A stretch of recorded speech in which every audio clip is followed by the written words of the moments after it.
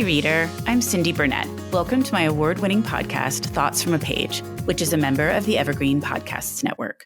On the show, I chat with authors whose books I have enjoyed about their new releases, and I give you a peek behind the curtain of the publishing industry with my Behind the Scenes series. With so many books coming out weekly, it can be hard to decide what to read, so I find the best ones and share them with you. If you're looking for a community of readers, bonus content, and a chance to read books before they hit the shelves, I hope you'll consider joining my Patreon group, which is filled with a wonderful bunch of book lovers. The link to join is in the show notes. Do you love to be in the know about upcoming books? Kelly Hooker of At Kelly Hook Reads Books and I do too. We couldn't find a comprehensive list of titles all in one place, so we made one ourselves, and now we're sharing it with you. Our literary lookbook is a list of 182 books releasing from January to May 2024, curated for our communities. The link to buy it is in my show notes. Today I am chatting with John Clinch about The General and Julia. This is one of those books that sounded intriguing to me when I picked it up, but I had no idea how much I would love it. John brings Ulysses S. Grant to life as well as his wife Julia, and it's one of those books that will stay with me for a very long time. John is the author of the acclaimed novels Finn, Kings of the Earth, The Thief of Auschwitz, Belzoni, Dreams of Egypt, and Marley. A native of upstate New York, he lives with his wife in the Green Mountains of Vermont. I hope you enjoy our conversation. And now for a quick break. For the last year, I have been focusing more on my health and eating habits. In connection with that, I have started drinking AG1 in the morning. When I started drinking AG1 daily, I could feel a real difference in my health and energy levels. That is because AG1 is a foundational nutrition supplement that supports your body's universal needs like gut optimization, stress management, and immune support. Since 2010, AG1 has led the future of foundational nutrition, continuously refining their formula to create a smarter, better way to elevate your baseline health. I recommend AG1 to all of my family and friends because the company has a team of doctors and scientists. It is tested for 950 contaminants and is NSF certified for sport. It is formulated based on the latest science, and it maintains high quality standards. Thanks AG1 for sponsoring my show. AG1 is a supplement I trust to provide the support my body needs daily. If you want to take ownership of your health, it starts with AG1. Try AG1 and get a free 1-year supply of vitamin D3K2 and 5 free AG1 travel packs with your first purchase. Go to drinkag1.com/thoughtsfromapage. That's drinkag1.com/thoughtsfromapage. Check it out. And now back to my show. Welcome, John. How are you today? Very well, thank you. I've been nursing a cold, so if I cough at some point, I heard a woman coughing on NPR this morning. I guess it's the thing to do now. We'll see what happens. That's too funny. I think there's so much junk going around, it's impossible not to cough these days. There is. It was not to mess up here, but it was a book discussion, and this poor woman was, sort of hacking away as I have been. But there you go. Enough about that. Well, first, I want to tell you congratulations because you had both a starred Kirkus and a starred book list review. And then Mary Calvi picked your book as one of her book club potentials. That's so exciting. Yes, ma'am. That was unexpected. Well, actually, the 2 stars were not unexpected. I've always been treated very kindly by the critics and very, very kindly by critics at big newspapers back when my first novel was Finn in 2007, and that was in the days before a lot of decay had happened in the book reviewing, the book coverage business. But so that's always been nice for me. The CBS New York thing was a really interesting one for me and continues to be because completely out of the blue. I mean, I'm up against Jeffrey Deaver, a thriller writer, and Mitch Albom. So I'm telling people that I am in some way it's not David and Goliath. It's more like Pee Wee Herman and Iron Man. It's a pleasure to be in the bout anyway. Well, I voted for you. And I think she does a good job of picking a wide range of books. And usually there's at least 1 or 2 that I love that are on her list. So I feel like she and I are pretty well aligned. Well, that's a good thing. Thing. Yeah. Fingers crossed. So before we dive into my questions, will you give me a quick synopsis of The General and Julia for those that haven't read it yet? The General and Julia is a novel about, it was inspired by the last days of Ulysses S. Grant. And it's an historical novel that really begins early in his life and the life of his wife, Julia, when they're just courting, and travels through in little slices. It's not a full biography by any means, and it couldn't be because it's fictional anyhow. But it runs in slices all the way through until his death in 1885. It's a story of a person who, at the end, has lost almost everything. He was a great hero to the American people. He was a great hero and celebrity all around the world. He ultimately lost all of his money in a Ponzi scheme and was left with a cancer-ravaged body trying to write his memoirs so that he could leave something behind for his family, for his wife and children after he died. To me, that it's a story of love and heroism. After I read this book, I realized I knew very little about him. And it's such a fascinating story. He had a long, storied life, even though it was cut short with the cancer. He really did live a very busy life. Yes, he did. Yes, he did. He did a lot of things. I mean, he started out as the son of a tanner. This stuff isn't really in the book, but he started out the son of a tanner in Ohio. Didn't much like working in the smelly tannery. Served time as a farmer and made some money for a while by selling firewood on the streets of St. Louis. This was not the highbrow life that people who we think about as getting into the presidency these days might have lived. So he did a lot. He did an awful lot. And it was fun to be able to go through his life and pick out those signal events from the life that he led.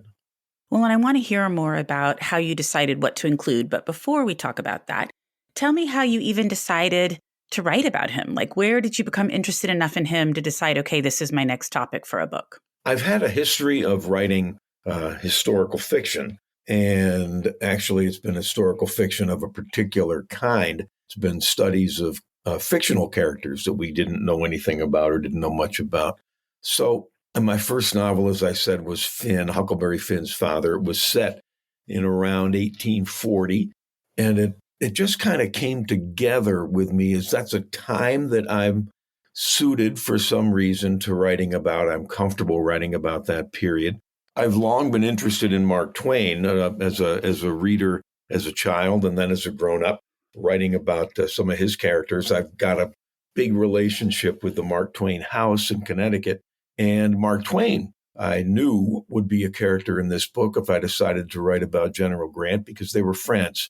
So that kind of set the stage for me. When I read a full biography, Chernow's biography, probably 6 or 7 years ago of Grant, what really impressed me, what I really took away was that period at the end of his life when he was struggling against every kind of collapse and managed to pull it out of the fire at the very end.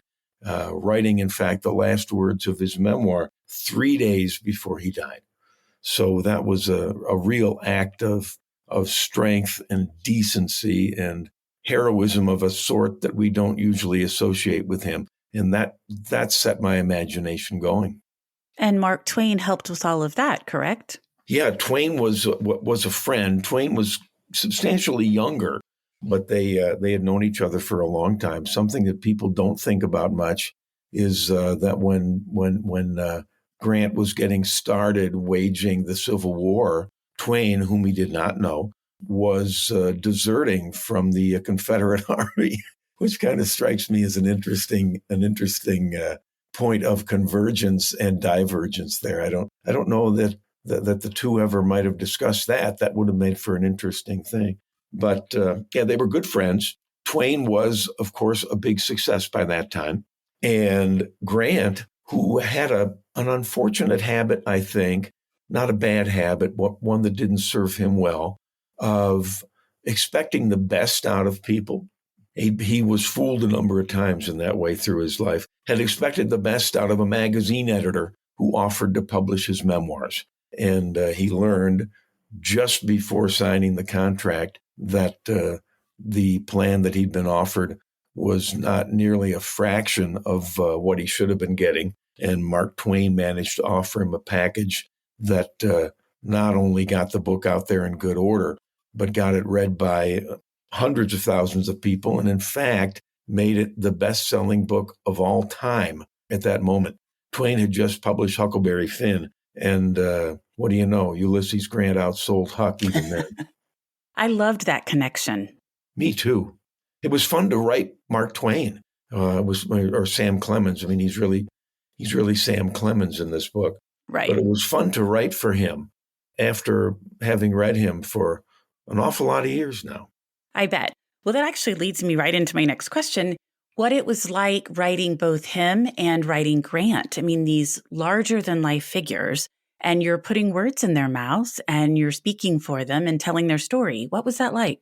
Well, it kind of goes back to something that a great historical novelist, E.L. Doctorow, I remember, said or wrote something along this line in pointing out the difference between history and fiction. He said something like the historian tells you what happened and the novelist tells you how it felt.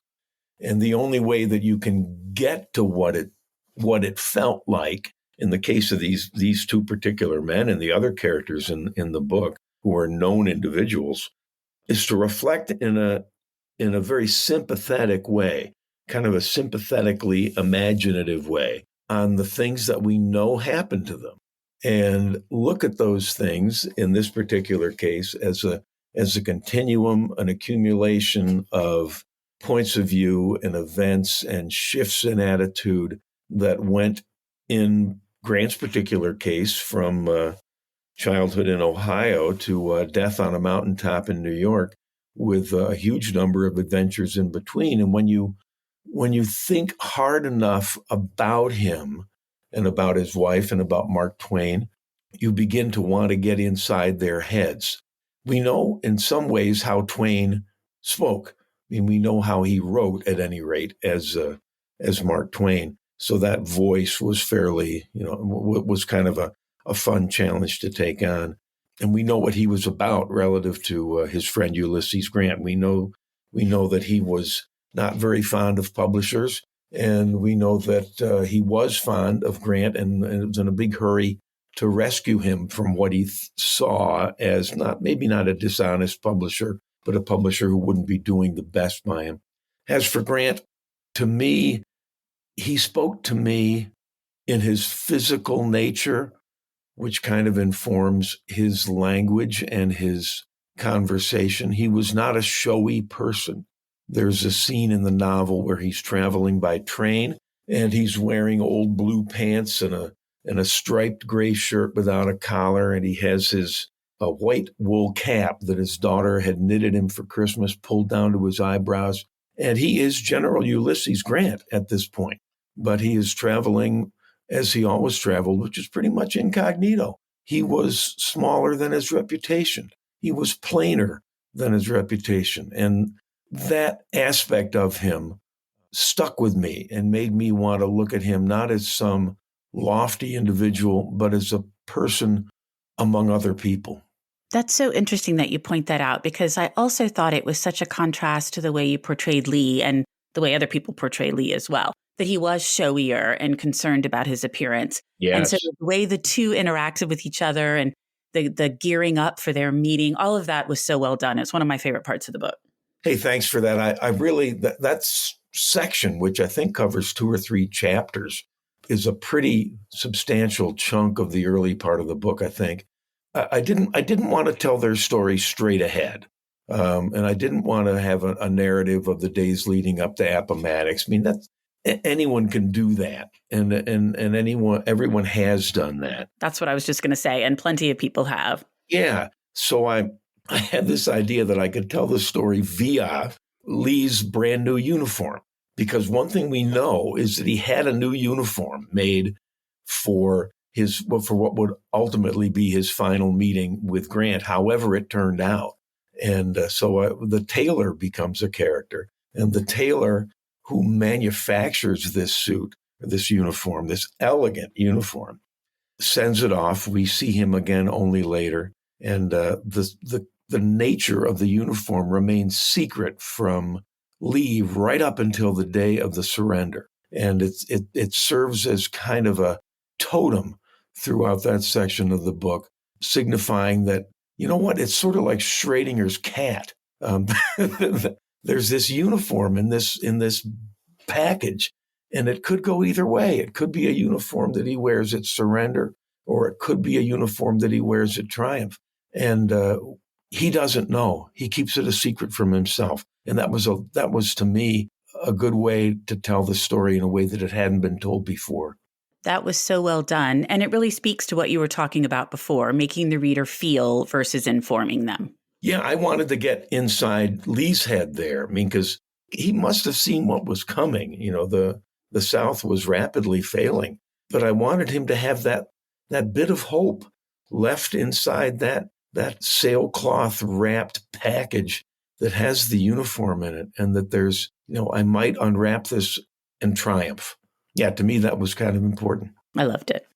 Well, how did you decide which aspects of Grant's life you were going to relay in the book? The idea was always that it would be sort of I think there are 20-some chapters. My mother-in-law used to make a thing called a 7-layer cake that had a layer of pound cake followed by icing, followed by pound cake, followed by icing.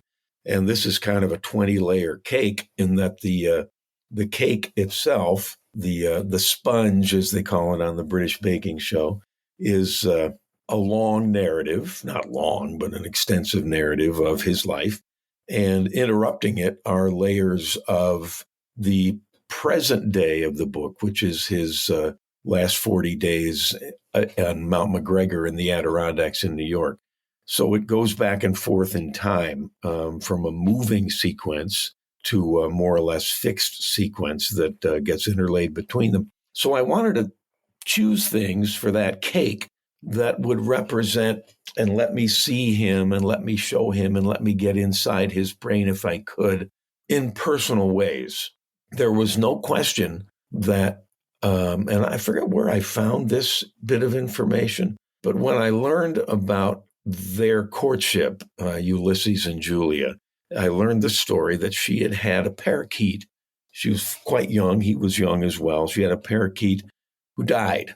And I say who, I guess it should have been which, that. But she had a parakeet. The parakeet died. And her would-be suitor, Ulysses Grant, discovered it. And in the novel, he takes it upon himself to comfort her by building a little yellow coffin and burying it with all proper honors and reading from the Bible. And to me, that was just a moment because it actually happened, a moment that said, how could this young woman not fall in love with Ulysses Grant? And she did. I mean, obviously, from the very beginning, he was a tender-hearted individual. And it's a way to open a book about a person that people think of as a silhouette on a Civil War battlefield or the grumpy face on a $50 bill, and a way to open that story with a real personal connection. And similar stories like that, where people felt a real connection to him and where he had real personal interactions with the world, are what I wanted to use to make up the rest of that cake as it worked its way to the end. The other thing that struck me was how beloved he was. You have one scene where he's on a train, and I'm trying to remember if it's right after the war or on his way to Washington, and all of these soldiers line up to greet him and are yelling, and then all of the people that showed up for his procession when he died and for his funeral and to view the body. I mean, he was really a hero. Yes, he was. And those two scenes really reflect the reality on a big scale of his relationship to the public. I'm taken to saying that after his presidency, Ulysses Grant couldn't travel anywhere in the world without a parade breaking out. I mean, he was just that beloved, not only in America, but all around the world. And to look at him in a closer and more personal way, there is a stretch about 3 chapters long in the book about a fellow named Sam Willett. Now, Sam Willett was a real person. He was a soldier in Grant's army. He did not know Grant personally, but he had served under him during the Civil War.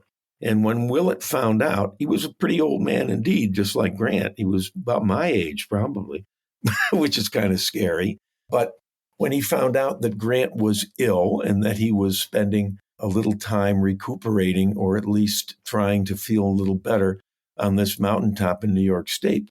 He got a train ticket and he went and he camped out. He brought all his own gear and he camped out right outside the house and served as sort of a bodyguard and a sentry for the next month, and served as a gatekeeper, kept people away, kept curiosity seekers away, made sure that important figures who cared about him, whom he knew, could get in and see him. And this was his volunteer job. For 35, 40 days, he steadfastly stood by him. And to me, that was the best way to tell the story of how much people love the guy. I agree. That was truly amazing. Befriended his grandkids, kind of kept them occupied. I just loved all of that. I really did like the way you chose to tell those vignettes. Instead of just going straight on, you would pick something and then weave it all around that. In fact, that was another thing, the cigars, because obviously he dies in the end from cancer, from the cigars. And you just kind of keep weaving them in like a little bit of foreshadowing, like, oh, I know this isn't going a good place for him. Well, there's cigars and cigars and cigars. Mm-hmm. Yeah, and Mark Twain smokes half of them. they're, one of my favorite moments is when Grant has had to leave his office, which had a big humidor in it. Twain wonders what's happened to the cigars because he's accustomed to stealing lots of them, or at least helping himself.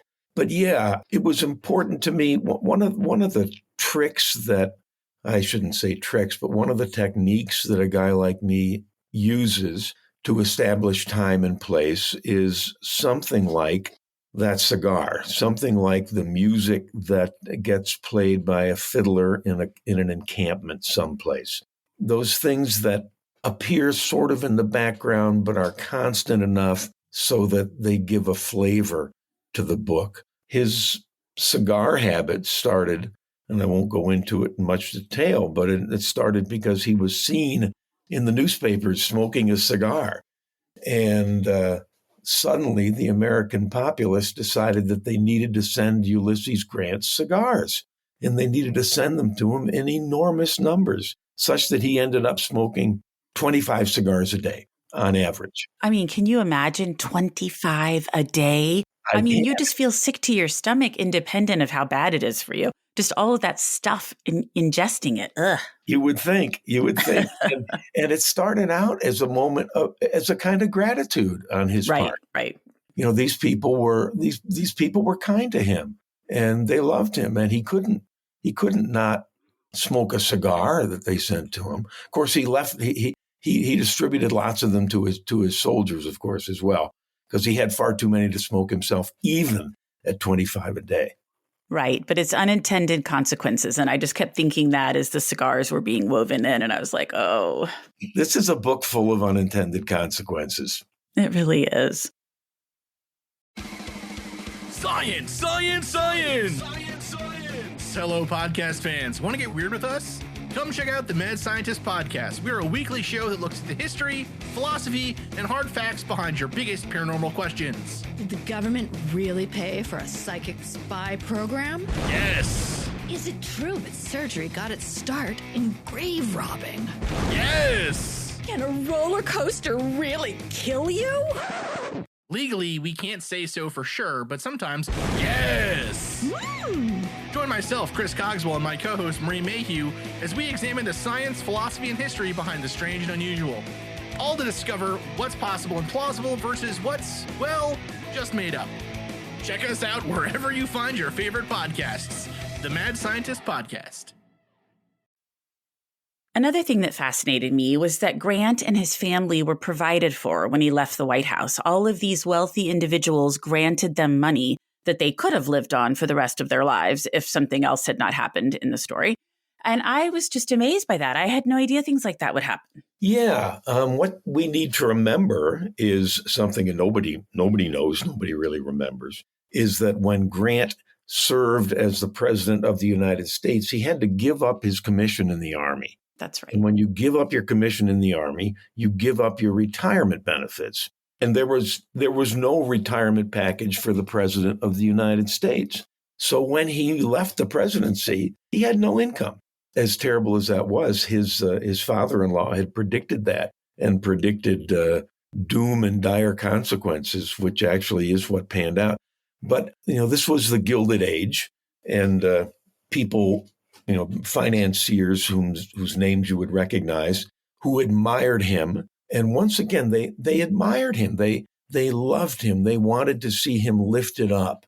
He had never played unfairly with them. He had never given advantages to the wealthy. He had never been dishonest to the American people. He had never done favors. But there was this feeling that here was a man who needed to be supported decently, and people came together, wealthy people. And then when, of course, he lost everything, including the big amount of money that these wealthy benefactors had given him, little people came out of the woodwork. There were collections all around the nation where a town somewhere somewhere in New York State, for example, would decide they were going to raise money for Ulysses Grant. If every child gives a penny and every adult gives $1, we can help Ulysses Grant. So it was the wealthy and the not wealthy who, during his last years, really reached out to do what they could. GoFundMe in the pre-internet age. Yes, it was. Yes, it was. I just thought, you don't think about a president needing that. But you're right. He didn't have his pension, which also seems kind of crazy. Yeah. And I think that changed eventually, right? It did. Yeah, it was sort of not GoFundMe. It was GoFund Ulysses, as exactly. his wife called him, Ulysses. Right. Well, you mentioned the Mark Twain house earlier, and I know you played a role in helping it avoid foreclosure. And you obviously were interested in the Grant cottage and brought it to life vividly in the book. So tell me a little bit more about why you're focused on these homes and what you believe the importance of historic homes are. I like that question a whole lot. Now, I had not even known that Grant Cottage existed until after I finished writing the book. I can't even recall. I know how I found out about it. I have a very dear cousin who my wife and I get together with him and his wife every summer. They live around Syracuse, New York, and we usually meet at some midpoint. And he had the idea that we should meet at Grant Cottage. And he knew I'd been writing a book about the subject, and it was a surprise to me. It's on a mountaintop, a low mountaintop. It's not really very high in the Adirondacks, and it's a little bit tricky to get to, and it's not a huge attraction, but it should be because to me it's really holy ground. It's the place where it's interesting. I have a T-shirt from Grant Cottage that says founded 1885. Now, the cottage stood long before 1885, but 1885 was the year that he died. So I think that's a nice touch on that memorial T-shirt. But at any rate, the Twain house, I've gone back to the Twain house ever since my daughter was little, a long time ago. We've been lovers of the Twain house. Now, there are several Twain memorial locations. There's the Boyhood home out in Missouri, and there's a home in Reading, Connecticut. But for me, the real one is in Hartford, Connecticut, and it's where he spent the grandest years of his life. It's right next door to the house owned by Harriet Beecher Stowe. Really? And yeah. Oh, how interesting. Yeah, they were next door neighbors, and it was a beautiful little suburban area when they lived there. And Twain had an enormous house built. You have to remember that he was Bruce Springsteen at the time. He was an enormous cultural influence. And right next door, the author of Uncle Tom's Cabin lived in a little cabin. So between the two of them, they made an interesting pair. But the Twain house had fallen on hard times a few years ago.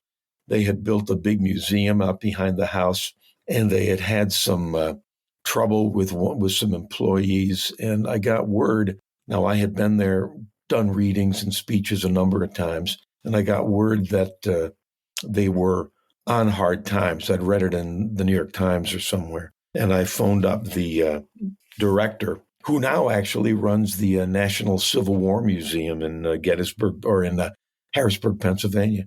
And we cooked up a plan to bring in a whole bunch of writers who were friends of mine and use them to publicize the peril that the Twain house was in. They were only a couple of weeks from having to cut off payroll. It was terrible. What a terrible thing. But we managed to give them the infusion they needed. They came back to life. The place is in great condition. They continue to open more and more rooms, and you can go all the way up to the top. And in the very peak of the house, the attic space, you can see the table where Clemens and his friends played pool.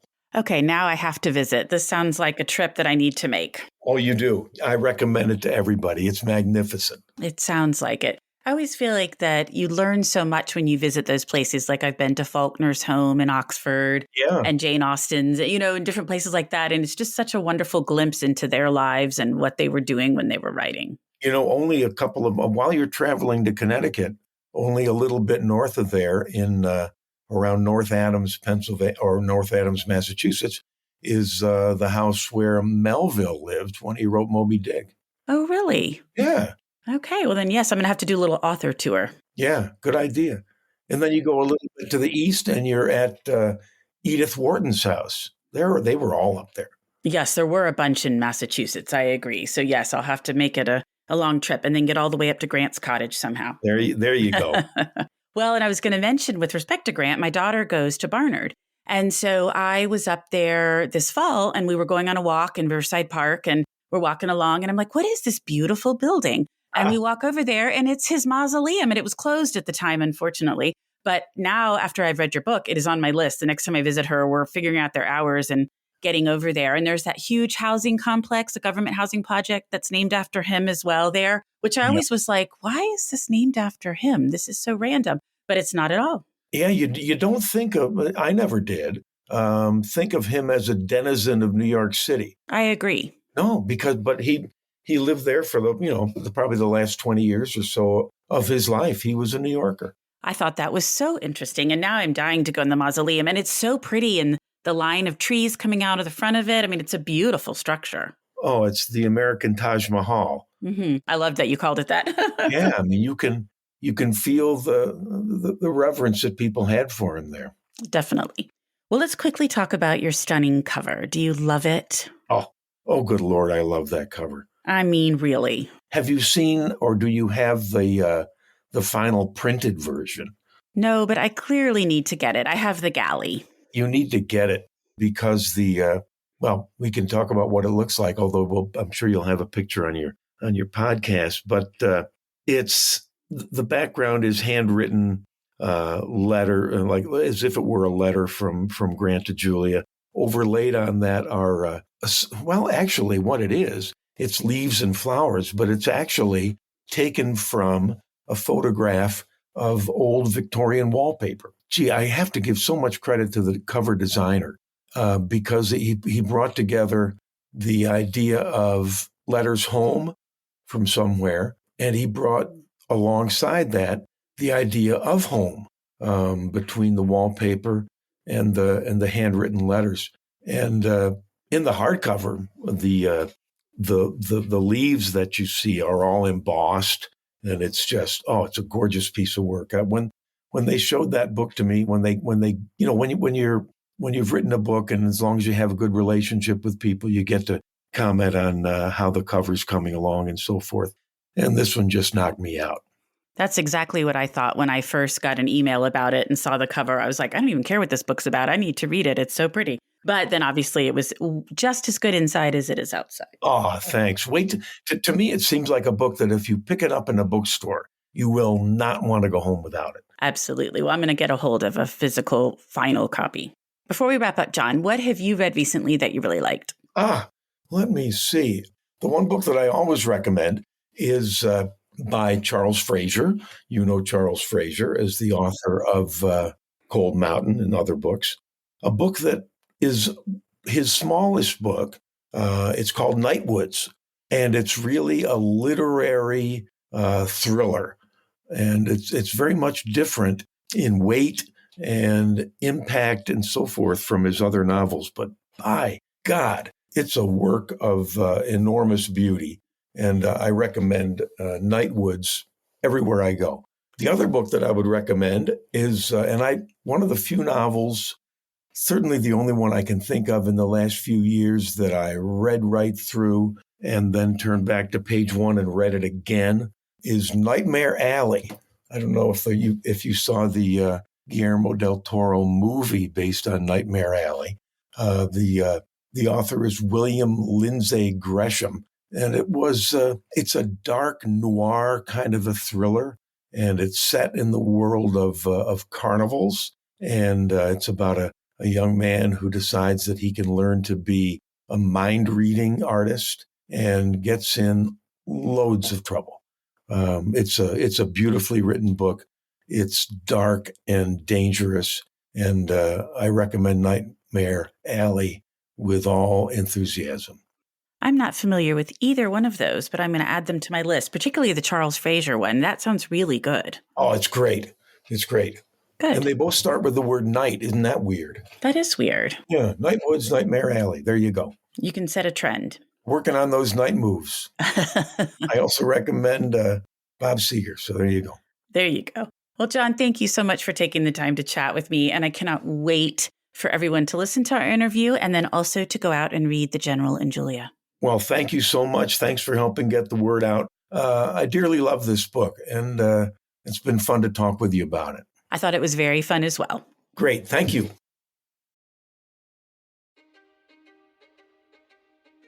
History is complicated.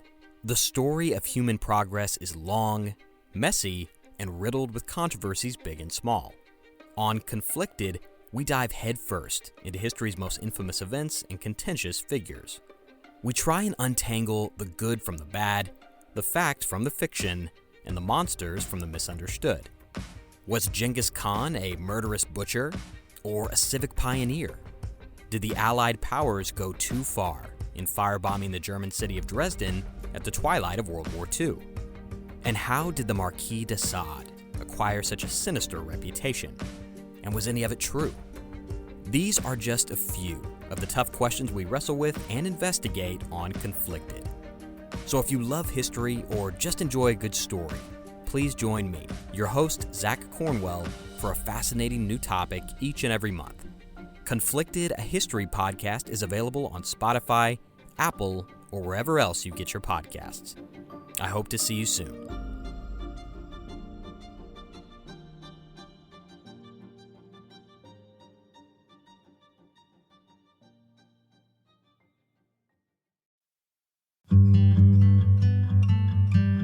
I'm Anne-Marie Kelly. Wild Precious Life is a podcast about dreaming big, digging in and connecting across distance, division, and loss. In each episode, I talk with prize-winning writers, musicians, and wanderers who remind all of us how we can make the most of the time we have. So meet me here. Let's walk and talk and dream and discover what it means to be wild, precious, and brave.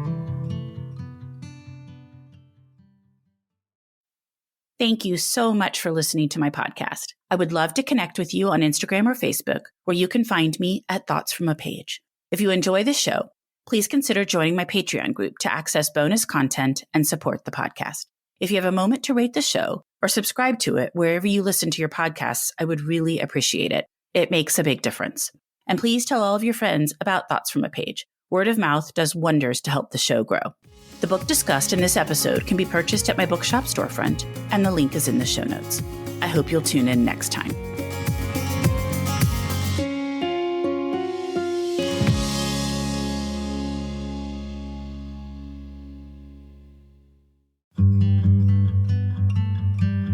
I'm Anne-Marie Kelly. Wild Precious Life is a podcast about dreaming big, digging in and connecting across distance, division, and loss.